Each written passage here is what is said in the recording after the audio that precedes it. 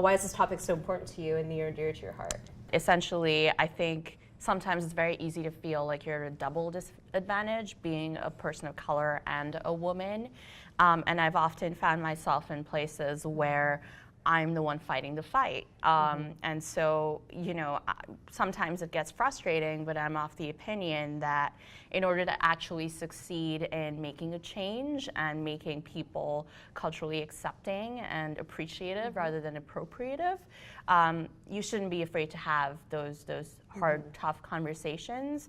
And you need to find allies to do that. So in order to find allies, you have to have those conversations. So that's why it's important to me. And being an actual senior reporter at a media company like Business Insider, what is your take on media and the influence of either calling out brands for cultural appropriation and how that really impacts people's view of those brands? I think just by virtue of the fact that we live in the age of the internet, and you know, given that things get amplified fairly quickly, there's very quick backlash whenever there's a misstep from a brand. Sometimes, you know, the media may be accused of writing about these things just because they're trying to get those clicks, but I would say that our ultimate objective is to serve our audience, and those numbers will tell you if your audience is interested in those topics or not. I also think as the gatekeepers of society, of democracy, it's our prerogative to call people out when they screw up. For instance, Pepsi with the Kendall Jenner ad 2 years ago, we're still talking about it because it was such a big misstep, but also because there's a lot of lessons to be learned from that and how they shouldn't, and not just them, any brand shouldn't repeat that again.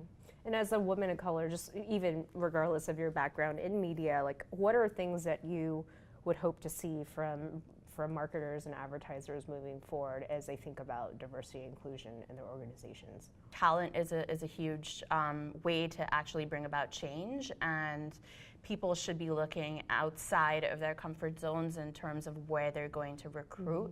At a media company myself, you know, it's very easy to go to journalism schools and their expos, but you know, people like me, people of color, you know, Latinas, Black people, were pushing forward the agenda by making those connections with groups that help those communities out. So there's the National Association of Hispanic Journalists, or the National Association of Black Journalists, or the South Asian Journalists Association.